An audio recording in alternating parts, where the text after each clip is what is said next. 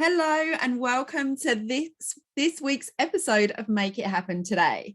So today I'm super excited because I'm joined by Caroline, otherwise known as the Cheshire Life Coach. Welcome, Caroline. Hi.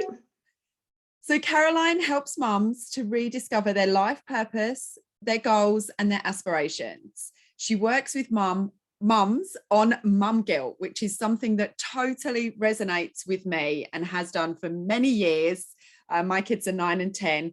And so after a very, very quick chat with Caroline, I knew that she had to be my next guest. So why don't we start at the beginning, Caroline? How did you create a whole business from mum guilt, feeling frazzled, losing direction? How did that come about? So I'd always worked doing coaching and mentoring. I'd done all sorts of jobs that worked helping people. So I worked with people who are unemployed. I worked helping people along with assistance advice and things like that. And then lockdown hit and I was like, do you know what? Now is the time, if I want to start a coaching business, now is the time to get my qualification and get sorted. So I did that. I found that Cambridge University were doing online courses that virtually. So I joined up and I became qualified and I started my business from there. I focused specifically on mum guilt because I've had such a lot of things happen in my life, and I have 2 children that I found difficult and I found tricky. And I just thought, you know what, there are so many mums out there who are going to be feeling like this and who feel like there's nearly no way out of it. And I want to really help them. So that's how it sort of came about, really. And it's just been bonkers. It's, you know, it's obviously tapped into something that people really can resonate with. Yeah, I completely agree. And I think mum guilt comes in all different forms as well. For me, it comes from working so much, but even just thinking it during COVID as well. So how many mums just always kind of craved that I want to have more times with my kids, and then COVID hit and it's 24/7 and they're like, Absolutely. And I think that you're absolutely right. I think that there can be mum guilt associated with whether you work or whether you don't work. Yeah. And when COVID hit with lockdown, you know, people feeling like they were climbing the walls, almost feeling a bit guilty about that, thinking, well, this is all this lovely family time and I should be really enjoying that, which I'm sure a lot of us, we did enjoy that extra time with the kids. I know for me, I felt quite lucky that we got to have that. But at the same time, it's like, I am going slightly bananas, you know, being cooped up like this. So I think it's important to say to mums, it's okay to feel like that, but actually it's also okay for you to prioritise you a little bit, because I think that's something that lots of mums don't do. We put ourselves right at the bottom of the list, if we're even on the list. And the only time we ever, you know, a lot of the time you can end up having some time to yourself because you're just so frazzled. And actually, it doesn't need to be like that. There can be a balance, and it's looking at, you know, what are your priorities and what do you want? Because happy kids have got happy mums, and I think, you know, it's really important to prioritise that. Yeah, I think you're absolutely right. And happy mums breed happy kids as well. You know, I think if you're anxious and worried and stressed, that filters down to the kids as well, doesn't it? So if they're happy, you're happy, and if you're happy, they're happy. It's kind of, it does. And the thing is that adds a whole new level of mum guilt, doesn't it? Oh my God, if I'm anxious, I'm going to make my kids anxious and all that. But actually, it's about making sure that just because you're a mum, you haven't lost sight of your goals and your purpose and what makes your heart sing. Because I'm sure your children make your heart sing. Actually, it's not. There's more to that as well in life, and it's important to make sure that you're doing things for you as well.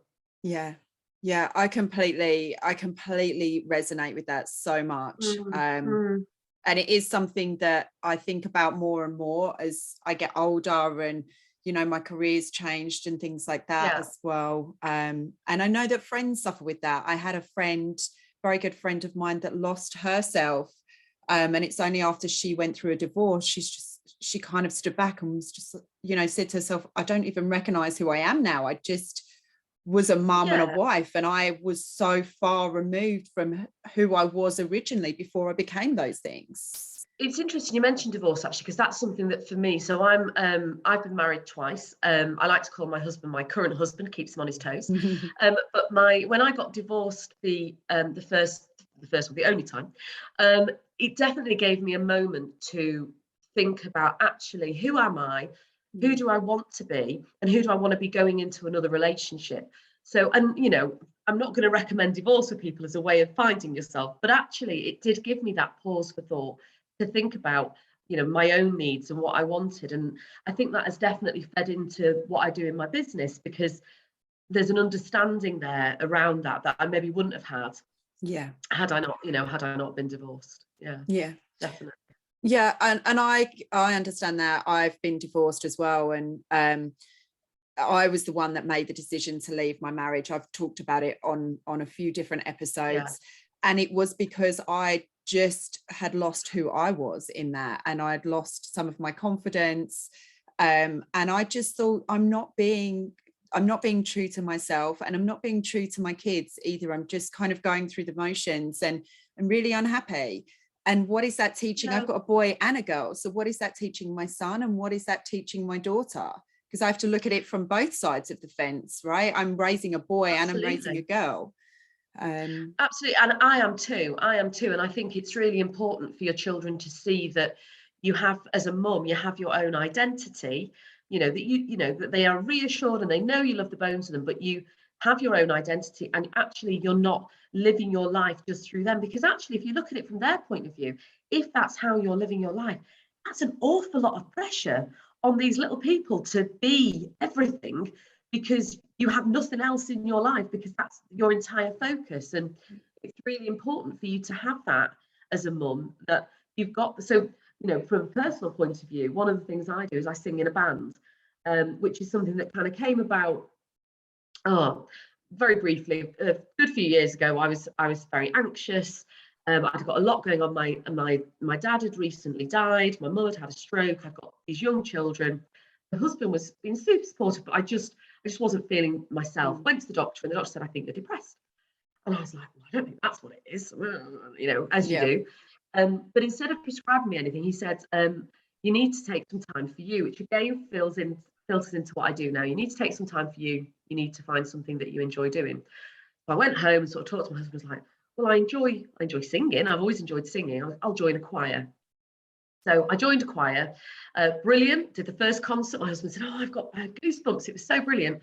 Unfortunately, and this is a very unattractive quality, I realised that whilst I enjoyed singing in the choir, I didn't like the fact you couldn't hear me. I wanted to be at the front. So I was like, "Oh, what's that about?" And so I just kind of I leaned into it and was like, "Okay, if that's what I want." So I Googled singers looking for bands, not having a clue what I was really looking for, and found there is a website called Join My Band, and there was people looking for a singer. So that would be about probably 7 or 8 years ago now. So I sing in a band, and that is, much to my children's shame, I would add now. You know, when they were younger, maybe it was cool. Now it's just horrific. Yeah. But it gives me an outlet where I'm not just mum, I'm Caroline, and it's just a really different experience. And again, that feeds into what I do in my business, because I want mums to have that sort of outlet where they can be something other than just mum. You know, it's a really great feeling. I love that you sing in a band. I think that's amazing. That's absolutely amazing. And I think that, you know, we should have the confidence to try things like this. Obviously, you know, coming from everybody loves to sing in the shower and stuff like that. Yeah. Some of us, other than you, are not so good at singing. So that would not be something that my boyfriend would encourage me to do. However, he would, you know, I got us a piano for the house because I just wanted us to have a different outlet. None of us can really play. I started to get a tutor, and then and COVID hit, so the tutor stopped. So I just thought I'll let the end of the year go, and then I'll bring a tutor back and get it for, between me and my boyfriend, we have 4 kids, so get it for the 3 older ones. And I'm like, do you know what? I'm actually going to have a half-hour lesson myself when I get the tutor come back, because why the hell not? Fun. Do you know what? It's wicked fun. And I get a buzz out of singing in the band that I can't quite kind of replicate. And I would very much add, we are a very amateur band. You know, we are never going to be winning X Factor. But you know, we're playing in pubs, and it's just something different. And again, as I said, I think that for mums, it's really important to be doing something for them. Yeah. As much as my kids are, well, not even that silently horrified by me singing in the band sometimes, actually, I know that they like the fact that I do something different. Yeah. Yeah. And Yeah, I think definitely. that's something that's really nice as well. And something I talk to my kids about is that I want them to be proud of me. So I want them Yes, to be proud of mummy's achievements. And I'm not just your mum, but be proud of me yeah, because I'm trying something new, or I've built a great career, or my career has enabled us as a family to travel the world and things like that. So absolutely. I think that's really important as well for the kids to look at you and go, oh, mummy, you did a really good job with that. I think so. I think as you're, you know, I'm the same. I've got a boy and a girl, and I think it's really important. My eldest is she's quite entrepreneurial, and you know, I see her kind of saying the sort of work she'd like to do, and it's definitely being informed by the fact that I work for myself, and I would be no doubt that she'll have her own business. I think it's just kind of, and because she sees that it's possible to do that, and likewise, you know, I like that my son has a role model and a mum, and that is works hard, but also I'm able to be there on the school runs, and Yeah. you know, I'm able to go to when COVID wasn't existent, go to the things at school because I'm able to shape it around my work. And I think it's great that he gets to see the balance of both of those things, Yeah. because I think it's important for him to see that, not to disparage being a full-time mum, because it is a hard job, and I've been a full-time mum, absolutely not. But I think it's not just about the work element, it's about having that identity that isn't just mum. Yeah. Yeah. And I, you know, I take my hat off to women that are full-time mums, because Oh, goodness me. I honestly couldn't do it. I love my kids to death and do anything for them, but could I be 24/7 all about them? No, I need to be me in order to be a great mum. I have to. Yeah, Um, yeah. and I think And that job is yeah, the hardest job in the world, for sure. it really is. You know, it definitely is. And I think it's really important. I think the whole thing around mum guilt is I wish mum guilt didn't exist. I wish that mums didn't feel guilty about doing things. And I wish that, you know, that there wasn't this society pressure. I know one of the things that makes my heart really sad actually is when women sort of wear as a badge of honor that they've not had any time with their husband at all on their own since their kids have been born, and their kids are like 10, and like, we've not had a night away, I can't remember. It's like, actually that makes my heart a bit sad, because Yeah. you know, it's lovely if you can spend that time, even if it's, you know, you're single and it's not with a partner but with friends, and having time out. And yes, you need that support network to be able to do that, but I think it's really important to have that time for you, where you can be you and you can express how you're feeling, and it doesn't, you know, you can just be almost like the you before you had kids and reconnect with that person, Yeah. and not just be, you know, mum. Yeah. And I think it's really important for your sanity. It's really important, Yeah, like you say, to connect with your partner again, or to connect with your friends, and have that time where, yes, you might talk about the kids, but you talk about other stuff. And absolutely. it's just adult time. And I think it is definitely really important. And it's just a change of scenery. You've got different, and it doesn't, you know, it doesn't have to cost a lot of money. You can go for a picnic in the park if it's the summer or whatever, or go sit on the beach and eat Yeah, fish and chips. absolutely. And I think the things that I do around my business with mums is that sometimes people feel that they feel guilty about wanting to do that, but also they're not, you know, they're not feeling as fulfilled as they would like to, but they're not sure what to do about that, or they're stuck in quite a negative rut where they're kind of, you know, they're feeling negative about themselves. They may be feeling quite negative about the prospect of doing anything else, because they're not really sure what else to do and what will make them happy. And a big part of being a coach for mums is to help mums to kind of center into that. So re-centering with their values. What are their values? What is it that they enjoy? What is it that's important to them? Because quite often, you know, we can say, if somebody said to you, what are your values? What your values were when you were 20 can be very different from what they were before you had children, after you've got children. You know, certainly me as a 42-year-old woman, my values are, you know, there's some core values that are the same, but in terms of what I want for me, probably has evolved, over the years. And as a coach, it can be really helpful to help mums to centre into those values, so that they can then say, that's why I'm kind of feeling a bit, I'm not feeling that I'm as fulfilled as I'd like to be, or I'm as happy as I'd like to be. They know they're not depressed. They're just not feeling, they're feeling out of sorts, and they're not sure what they can do about that. And looking at values and things like that is something that is really, really helpful. Also, as a positive psychology coach, which is what I'm sort of centered in, it is about helping people to look at things more positively. One of the things that can be really helpful with people for that is to do 3 positive things. We want to call it gratitudes or whatever. So every day, thinking about 3 things that have positively happened to you that day, or that you have positively experienced. And there was a study, and at the top of my head, I can't remember what the study was, but who did it. But it basically showed that by doing this over a period of even just a short time, over a couple of weeks, doing it every day, changed your brain psychology, so that then you were seeking out the positives rather than seeking out the negatives. That's amazing. And that can really help to get into that sort of positive mindset, where you kind of feel ready to start doing something different and to explore that. Because change is scary, and it can be scary for you, and it can be a bit scary for those around you. If you suddenly go, I know that this is kind of what we signed up for, but actually I'd like to do something a bit different, and it can be scary to bring that up. And coaching gives that safe space where you can explore that, and talk about that, and without anybody kind of having a sort of a say in it, if you like. I think that comes into part of coaching, and obviously what you offer is the mums. It's reconnecting with those values for sure, working out, okay, then where do I fit with that? Where do I want to take this?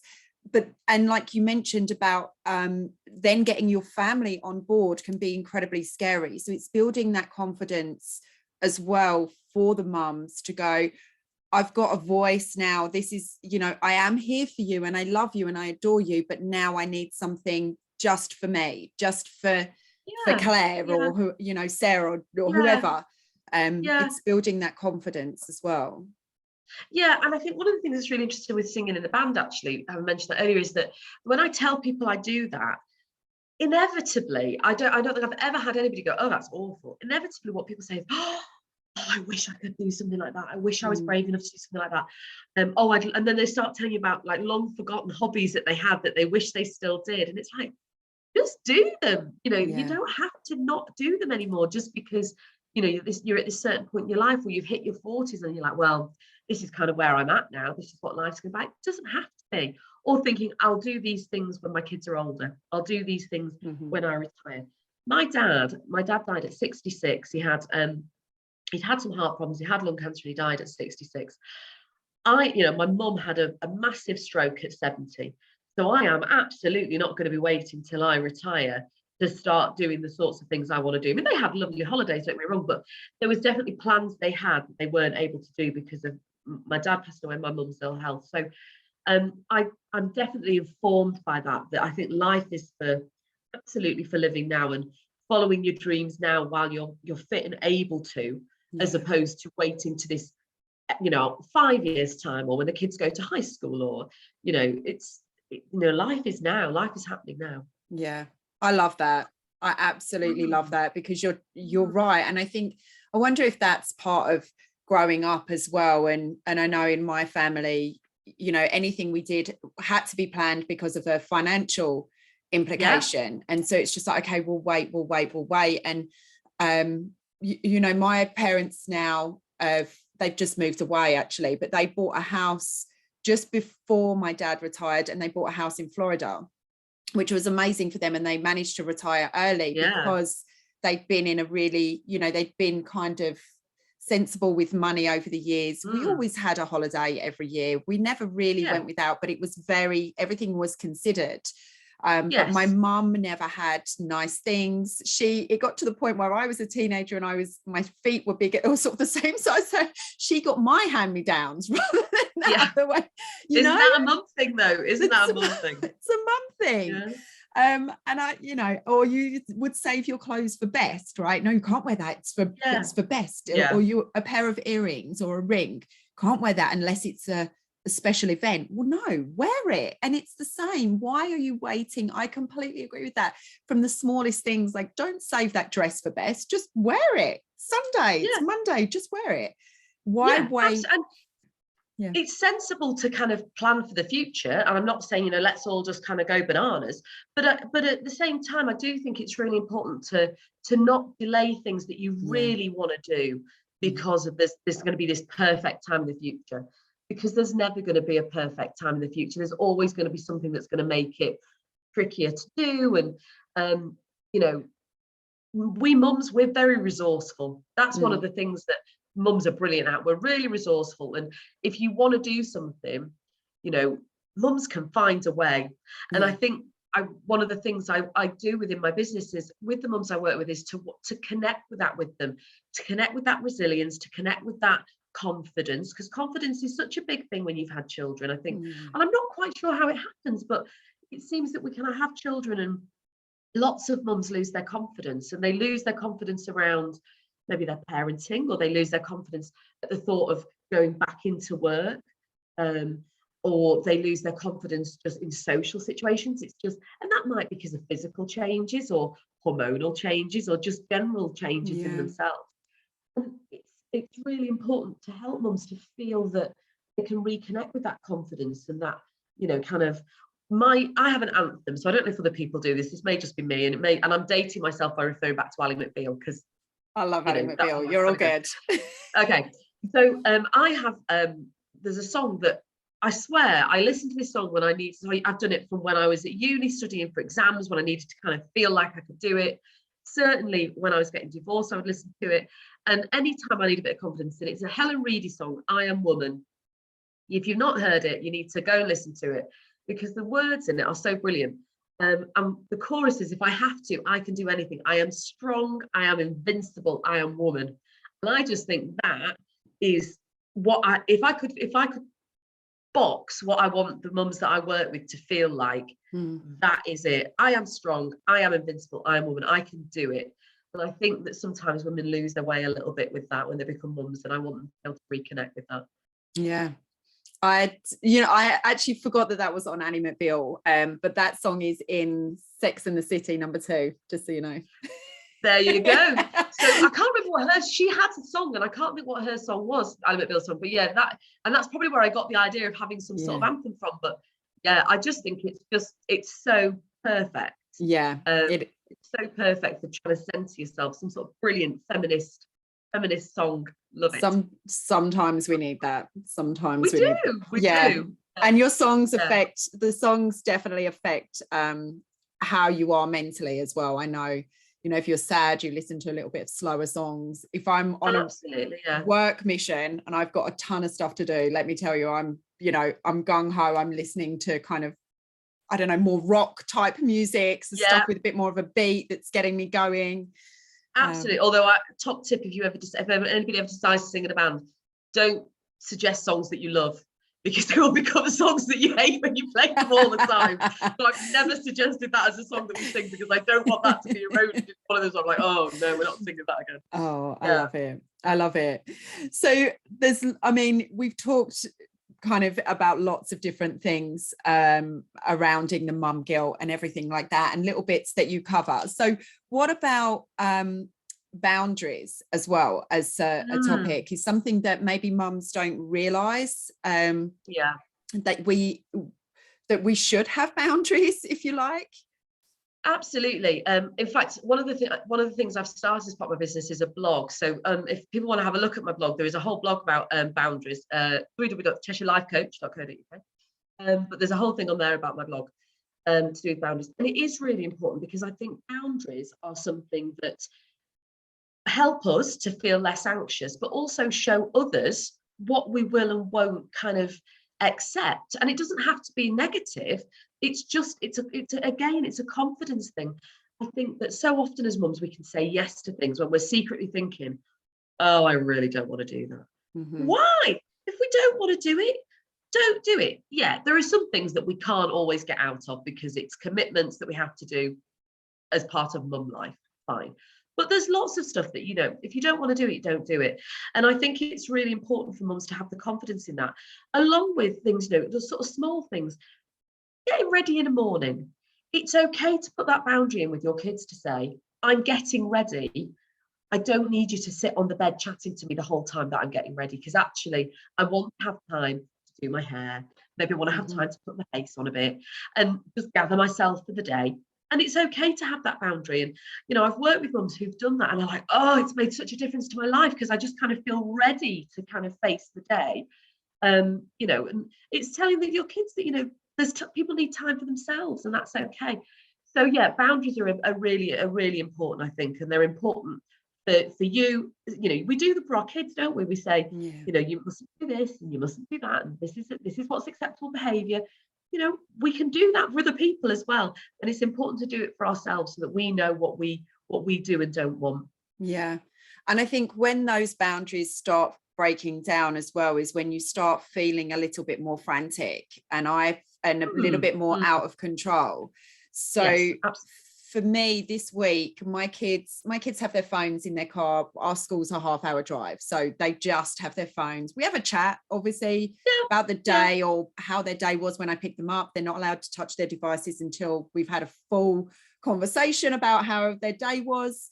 But then yesterday or the day before, I'm driving and I'm in traffic and navigating country lanes, and they're sending me, hey mummy, can you approve this app download that I want? And I'm like, are you kidding me? They're like, yeah, but it will just take 2 seconds. Can you just tap it? No, I can't tap it. Okay, could you pass me your phone back to the back of the car and I'll approve it? And I said to them, just stop, please, because I'm not able to look at the app. I'm not able to see what you're downloading. You're bombing me. Both of you now are sending me apps. Yeah.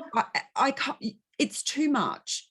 If you want these things, there's a time and a place. And while I'm doing the school run and I'm driving, navigating, it's not the time. And it's not the time that you can do it using my phone either, because I felt like I was losing control over what was happening. I wasn't seeing anything. You're dead right. You're dead right that feeling of feeling out of control, that's a really great way actually, is to be an indicator for you as a person that if you are starting to feel in life that you're feeling out of control and things are encroaching on you, there's a good chance you need to readdress your boundaries. Yeah. Because that is a key sign that your boundaries are being pushed.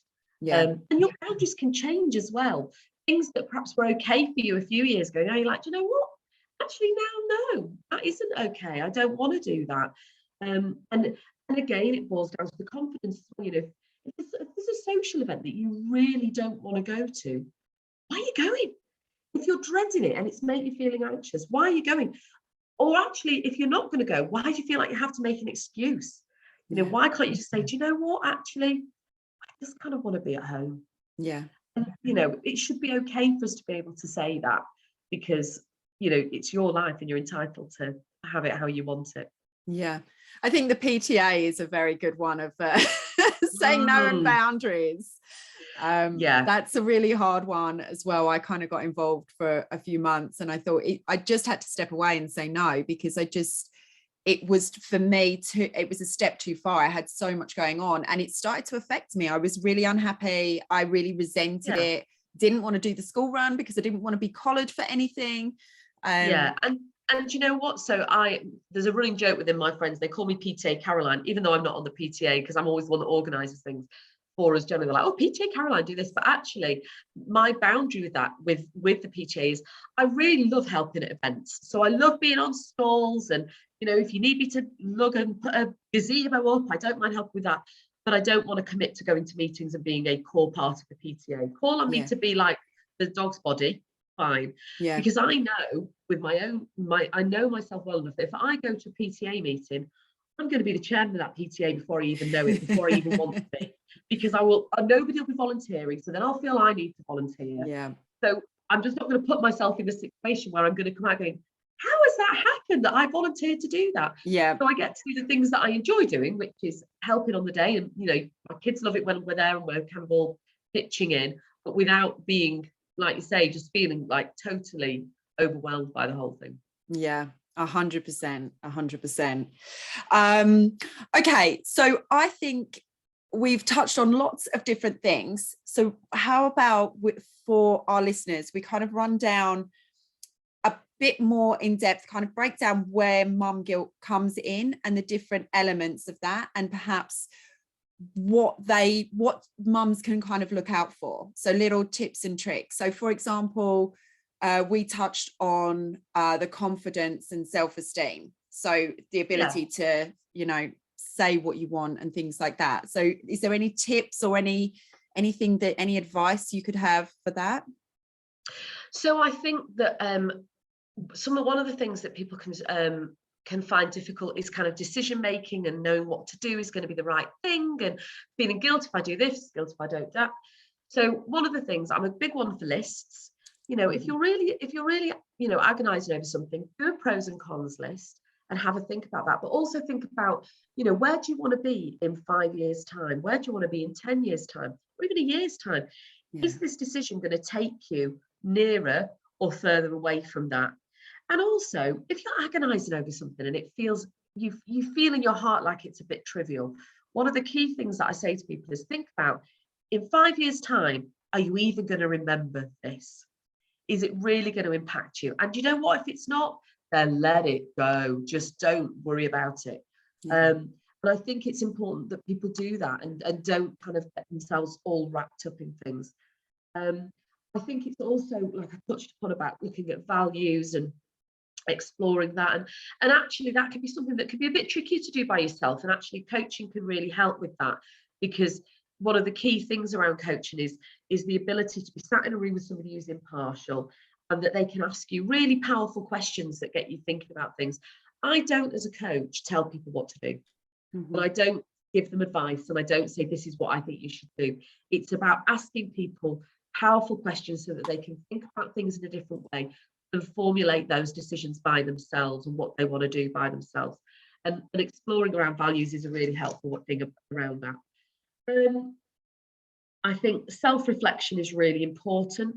Taking time out to sort of really, and when I say reflection, I don't mean sit and sort of pester on things, but taking time to think out a little bit about things and not feeling that you need to rush into a decision. That's okay. Essentially, what I want mums to feel is that it's okay to say no. It's okay to say I'm not sure, and it's okay to say, actually, I really need a little bit of time for me, and I need a little bit of support, and to put the hands up and saying, I need this, not I want this, I need this, and therefore I need to have it. And I think lots of mums don't do that, and by the time they get to a point where they're prepared to do that, they are absolutely burning out. Yeah. And you don't want that. I want mums, I want women to feel brilliant and to feel that they can tackle things. And so, just as a general thing, as I mentioned about the 3 positive things, that's a brilliant thing that you can do by yourself to really help reframe. And actually, it's a really lovely thing to do with your kids. So I'll do it sometimes. We're having tea and I'll say, let's talk about positive things that happened today. And what things that come out from that, you're like, and I've done the usual. How's your day been? What did you have for your lunch? Who did you play with? What have you done at school today? I do all that. And then you do these 3 positive things, and things come out of it that you're like, blimey, I don't think we'd have ever got to that had we not done this. So it's a great thing for you to do for you, but a really lovely thing to do with your kids as well, that can lead to a whole load of discussion that you wouldn't have got there otherwise. Yeah. Do you know, I've never done 3 things, but I always go, tell me one great thing that happened today. One great thing. That's all I want to know. And sometimes it is a really small thing. You put a chocolate bar in my lunchbox, or Bobby, but my daughter's got a boyfriend called Bobby, and Bobby told Lily that he's just mine, and I'm like, okay, problems when you're 9. It's so, but that to her was a great thing because someone else is trying to steal him. Or it could be something in class. Oh, I got a certificate today. Well, you didn't think to mention that when we was talking about your day. So it could be anything. Absolutely. Yeah. And it could be really nice as well to sort of to kind of grow with that, if you're doing it with your kids as well, to sort of say, say something positive about, I know my son did it in school recently, where they had to write something positive about other people. And it was really lovely what came out of that. So we kind of did it on the way home from school between us, like our walk home, let's say something positive, about each other. Really and nice. actually some of the things that came out of that were really lovely. And one of the things that, I remember him saying, there was like twofold. So there was one, like, that he loved to, we're currently working through the Doctor Who box set. Right. So we were watching Doctor Who. One of the things was that he loves that time when we're watching Doctor Who, just the two of us. And then on the flip side, he's like, he loved the fact that he's like, I'm one of the hardest working people he knows. And I'm like, Aww. I love that. I love he is sort of realised that between this, he sees the quality time, but he also recognises as a positive that I work really hard. Yeah. And I love that. I was like, do you know what? I feel like that's a good day. Today's a good day. That's really nice. Really, really nice to hear. It's lovely. Yeah, it's lovely. Not that, I don't know how to follow that. It's so nice. It's carries a charm, but yeah, it was lovely. Well, maybe we could lead on from that into one of the other areas that is a problem for women, is either the kind of the career, the work-life balance, that kind of stuff, because I touched on that at the start of the episode, how sometimes that's quite difficult for me because I am a little bit of a workaholic, and I have learned, movie night, I do not have my phone during movie night. I don't touch it. I don't look at it unless it's ringing off the hook. I don't look at it at all. I don't even look at Facebook, right, and see what my friends are doing. I just don't touch it, because that's the 2 hours that we're just together. So I have that balance and boundary there. But it is really, really difficult, because when you're at work, you feel guilty that you're not with your kids. And when you're with your kids, you feel guilty that you're not at work. Yeah. And I think heightened if you work for yourself. Yeah. Because it can be easier to switch off, I think, if you're going back to the office and then coming back. When home and work kind of collide a little bit, it is tricky. I think the key thing with it is thinking about what you actually want, and do you want to change it, or do you feel you should change it? And I think that's, there's a very different thing between want and should. And I think it's important to center in on that and say, actually, well, am I quite happy with how it is? I'm just feeling a bit guilty for X, Y, and Z. Or actually, do I feel like things are out of balance a bit? And actually, it's affecting me and it's affecting my, my well-being. Because that's something that I feel is really important, is well-being and feeling good in yourself and feeling calm. We feel so frantic a lot of the time as mums, and I think it's important to not feel that, to feel calmer. And I'm not waving a magic wand here. I'm not going to solve everybody's problems, so people are never going to feel frantic, and never. But actually, it's about recognizing that's happening and saying, oh, okay, I'm in touch with what's happening within me, so I need to do something about that. Yeah, I think the key thing with work is thinking about whether it's something that you want to change or you feel you should change, and also just checking in every so often. Am I happy with what I'm doing? Am I, the job I was really enjoying 5 years ago, am I still enjoying it? Or am I now kind of doing it because it fits in with the school run? It's easy. I'm fine. It's something that I know. I've got confidence because it's something that I know. Am I staying here because I don't feel confident to do something else, or that I'll find something else that will fit in as well? So it's important to be just checking in with that. And if you're feeling out of sorts with work, why are you feeling out of sorts with work? Because there can be lots of other things going on rather than just, Janine from accounts is getting on your nerves. You know what I mean? Yeah, I completely agree with that. So we've covered lots and lots of different things. It's been so lovely to talk through lots of examples and lots of different situations that come up for women and for mums. So one overriding thing is, women may be listening and resonate with that's me, that's me, I feel like that, or that's my life. So how would somebody know that life coaching is right for them? Because I always feel like I'm Superwoman, I don't need help, I can do it on my own, I can work through this struggle, this is I made my bed, I'll lie in it. But the reality is, it's not always the right thing, and sometimes you might need to go, okay, I'm ready to make a change. I think the key thing, I think sometimes people get confused between coaching and counselling. So I think it's important to make the definition difference. So counselling tends to be looking to the past and solving a past trauma, a past experience, and kind of working through that. Coaching is very much, where are we now and where do you want to be? We might look to the past to inform how we're feeling now, but we're not about trying to solve that. We're about where are we now and where do we want to be? And I think as a mum, if you are feeling a bit out of sorts, maybe feel a little bit lost, and kind of like, so you're not depressed, you're just not, life is just not what you thought it was going to be, and you're not really sure how to change that or what to change, then coaching is absolutely the thing for you to do.